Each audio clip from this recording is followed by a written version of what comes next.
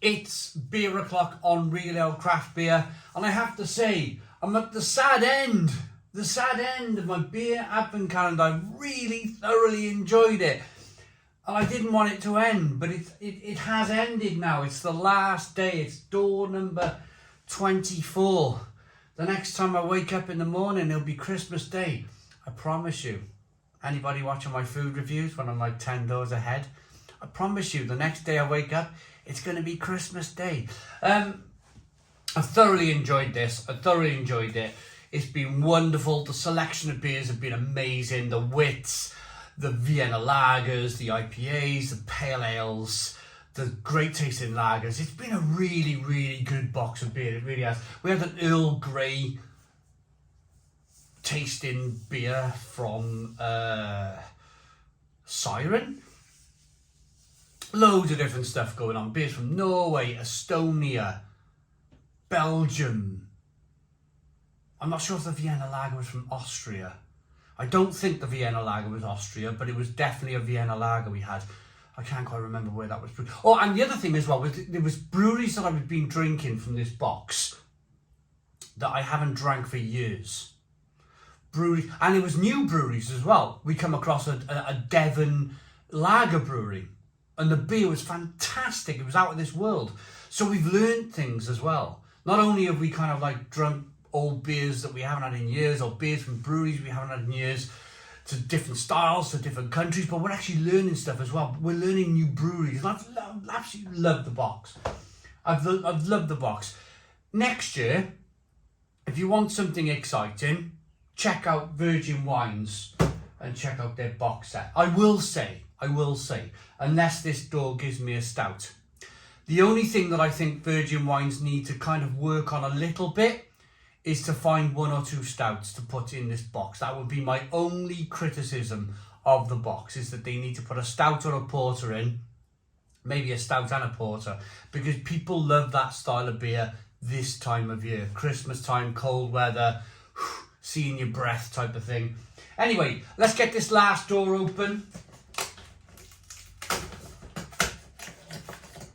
What do we have? I think this might be from Thornbridge, you know. Is this from Thornbridge? It's from Thornbridge. Oh my goodness me, what a finish. What a finish. I haven't had this beer in years. This is a fantastic beer to finish on. It really is. I'm going to tell you a little bit about this. I'm going to tell you a little story about this. But first and foremost, we're going to get it out into a glass and see what we get. It's 5.2% ABV. It's a South Pacific Pale Ale. Oh, Kipling. Love Kipling.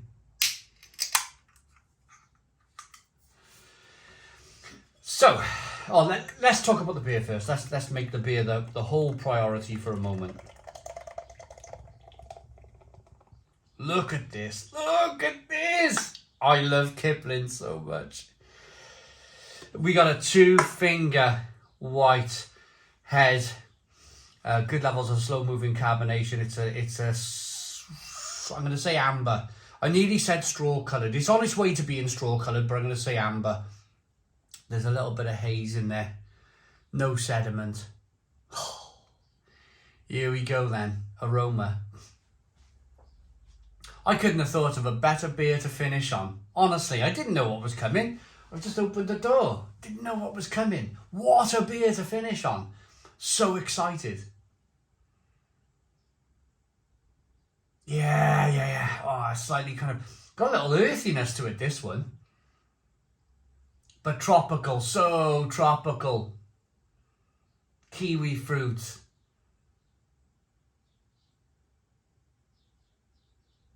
More kiwi fruit, a little bit of kind of punching pineapple in there. Tropical kind of pale stone fruits. Smells great. Let's dive in. Cheers, everybody.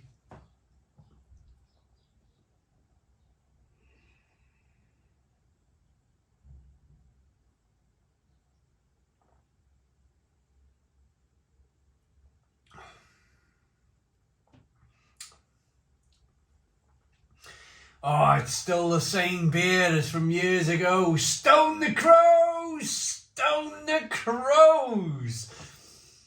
Hazy, great lacing on the glass. Look at the beer as I roll it around in the glass. It's got a lovely slight earthiness to it, a pepperiness to it.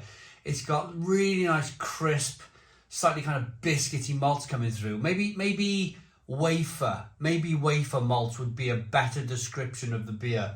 So a wafer-like flavour in there with the malts, and then you finishing with these kind of South Pacific hops.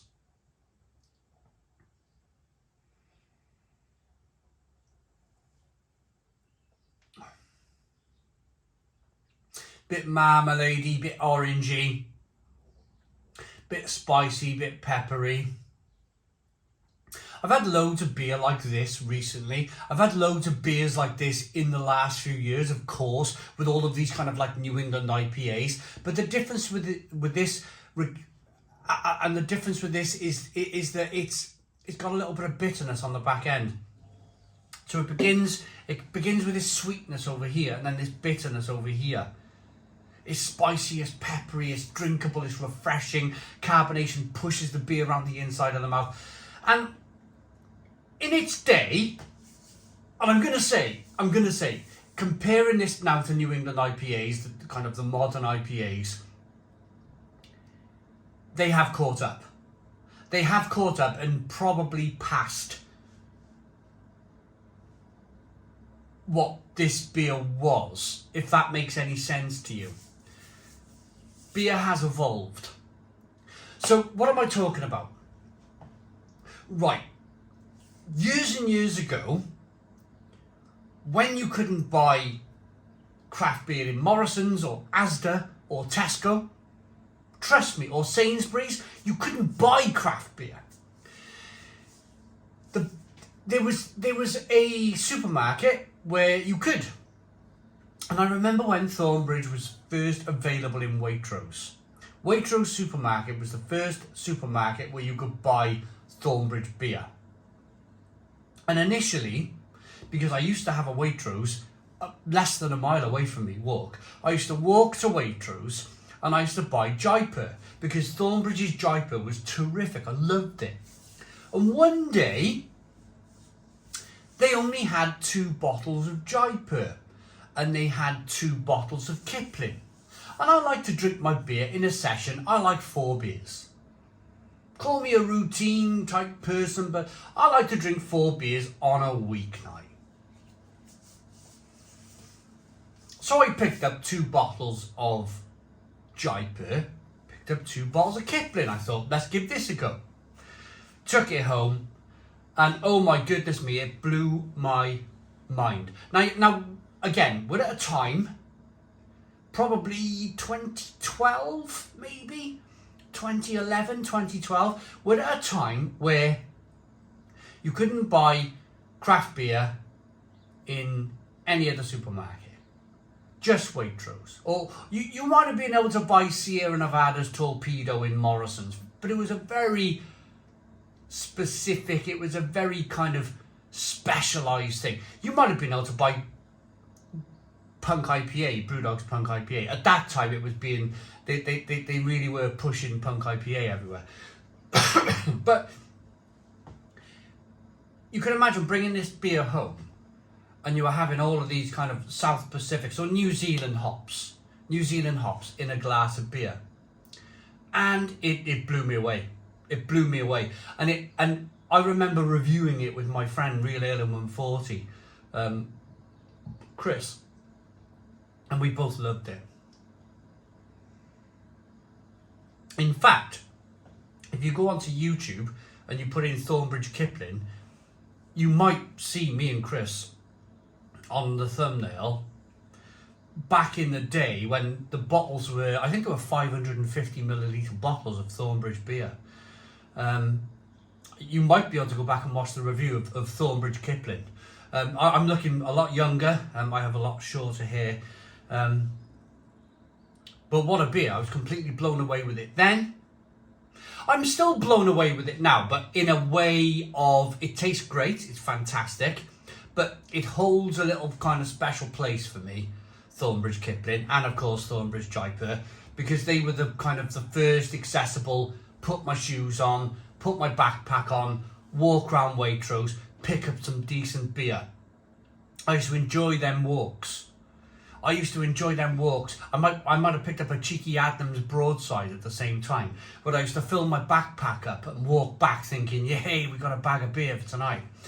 Of course, these days you can go in Tesco's and Morrison's and Sainsbury's and Asda, and you can pick up a multitude of craft beer. It's very common now. But back then, honestly, it was a real treat. That's what I'm looking for. It was a real treat to be able to walk into a supermarket and pick something like this up back in the day. Look at it. It's wonderful. Wonderful beer. I'm going to rate it. Looks good. Smells good. Tastes wonderful. The first UK beer to use the Nelson Sauvin hop. There you go. First UK beer to use Nelson Sauvin hop, and it was in Waitrose over the blooming road. Kipling imparts exquisite passion fruit, gooseberry and mango aromas. I hope this beer is always available at Thornbridge. I hope this and Jaipur are the two beers that are always available, and maybe if they could bring back Raven. I used to love Raven, the black IPA. Yeah, I hope these beers are available all the time from Thornbridge going forward. I think they're brilliant. Kipling is one of my favourite Thornbridge beers. Admittedly, New England IPA has kind of like caught up with this style of beer now, and not past it, because this isn't a New England IPA.